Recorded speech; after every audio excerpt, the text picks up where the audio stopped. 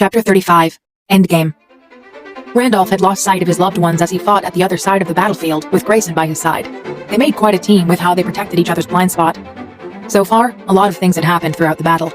Lesser and lesser of vampires and enemy werewolves left, and more of those malfunction hybrids. But they've gone berserk after they broke off of Anelia's control when she committed suicide. Now, the malfunction hybrids are killing not only their enemies, but their allies too. Soon, there were only the malfunction hybrids left. So, even with their advantage of having more peoples left, they are still in the losing side, as one werewolf cannot fight off a berserker malfunction hybrid. They need help, and fast, if they want to put a stop to their rapid declining of allies.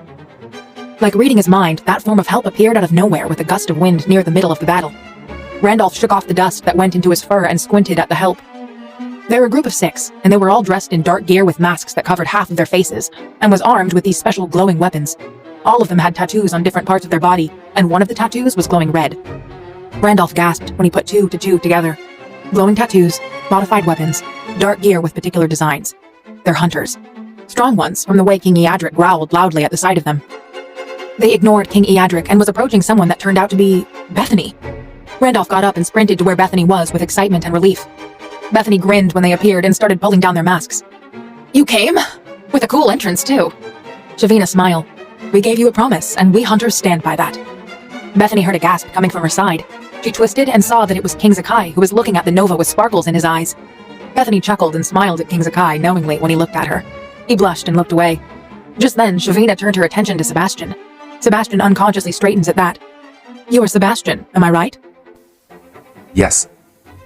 "I heard about your small band of hybrids you've gathered." Sebastian widens his eyes. "And I thought, why not bring them here?" Shavina looked at Mark. Mark, with a wave of his hand, a portal opened, and little by little the hybrids and the relative of said hybrids that Sebastian found, and some more, walked through. Yuna. Yuna looked up at Sebastian and smiled. "Sebastian, you're okay," Yuna said and hugged him. Sebastian smiled. How did you come across the hunters? Yuna smiled. "As you said, when you didn't return, that means the battle had started. We waited for a day before confirming and started our track here.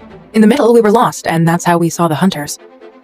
Just then, a wolf came bouncing to Bethany. Bethany's face brightens just as Thomas's face paled. "Randolph!" Bethany hugged her mate. You're okay. Randolph said through the mind link. Bethany nodded. Randolph looked around, and that's when his eyes landed on Thomas. Thomas. Randolph looked at Bethany for confirmation, which she nodded. Randolph turned back and whimpered.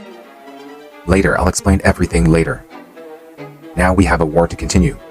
Thomas said as he looked at King Eadric and a bunch of malfunction hybrids who were all charging at them from all sides.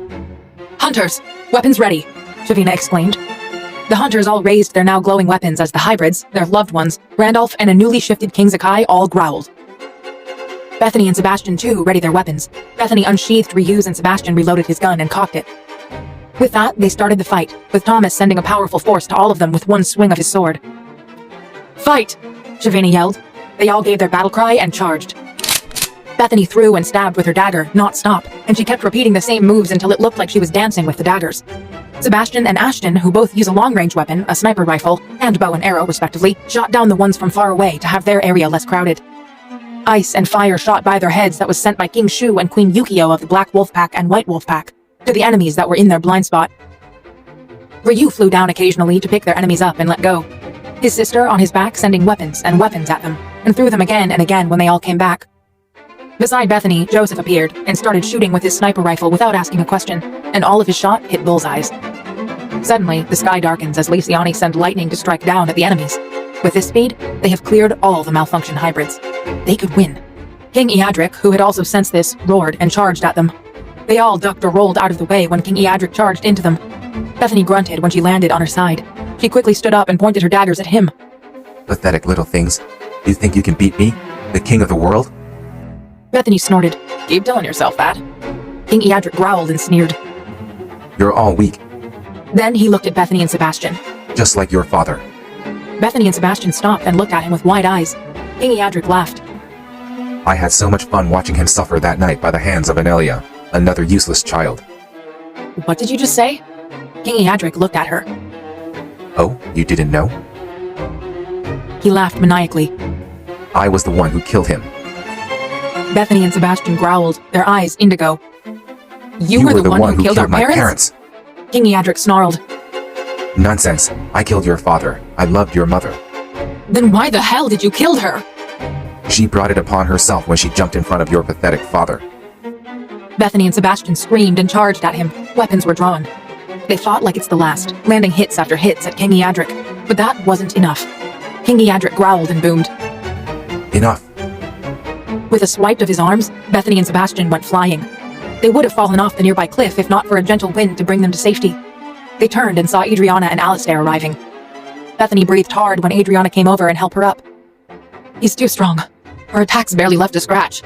Sebastian nodded as Alistair helped him up. With that much muscle and strength, it'll be hard to land an injury on him. Alistair's eyes turned dark. Then let's burn him then. Grayson walked towards them in his naked glory and asked, What? There's little things fire cannot burn, and flesh is not one of it. Alistair said as he looked at all of them. Let's burn them all. It'll be hard to. He'll just put it out. We need to restrain him. Just then, Harry walked out. I'll restrain him. They all turned to him. How, Harry? Raw force cannot do any good, Bethany asked with furrowed brows.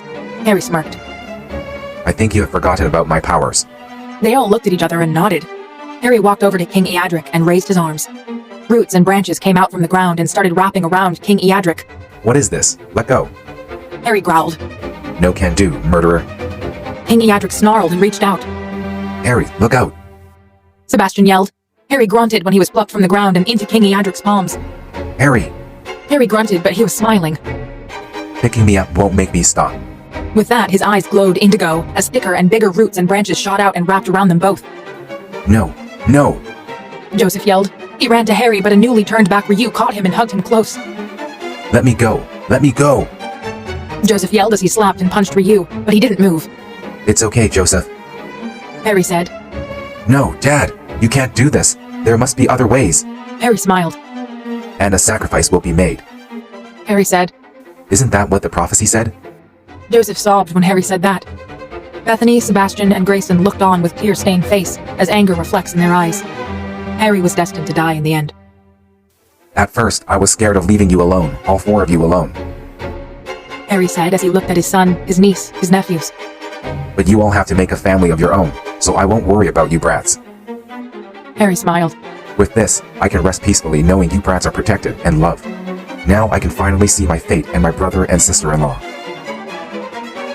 Harry looked at them with a tear-stained face. I'll tell them how much you've grown. They will be very proud. Bethany crumbled to the ground as she sobbed heavily, Sebastian and Grayson hugging her as they sobbed together. Joseph shook his head into Ryu's chest as he sobbed brokenly. Be happy, Joseph. That's all your mother and I have ever wanted from you. Joseph sobbed as he too crumbled to the ground. Ryu followed him, rocking him back and forward in his lap. Goodbye. I love you, brats.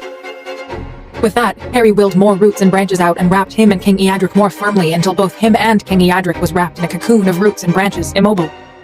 Before the branches closed around his face, he yelled, Burn it now! Alistair, Ryu, and King Shu looked pained, but did as told. They willed fire to rise and send countless of them hurling towards the cocoon of roots and branches. When the first fire landed, the cocoon immediately started burning. It grew bigger and bigger as more and more ball of fire landed on it. Soon the cocoon was no more and was replaced by a big bonfire. The painful screams of King Eadric were music to many ears. When the fire died away, everyone was worn and tired. They looked around the battlefield, looked at their fallen comrades and enemies alike, and looked up at the sky. We won. That they did, but not without paying the price, Sebastian thought as he saw Yuna's lifeless body on the ground. Sebastian knelt and closed her eyes. Don't worry. You pass peacefully to the afterlife, to your mate. We'll take care of Clarissa. That night, they feast. They buried their comrades 5 feet under and burnt the rest. With Harry, who didn't leave his body behind, they buried his belongings. That night, they burned some of their foods for their dead comrades. They sang songs for them to have found their way back to the moon goddess, Embrace, again.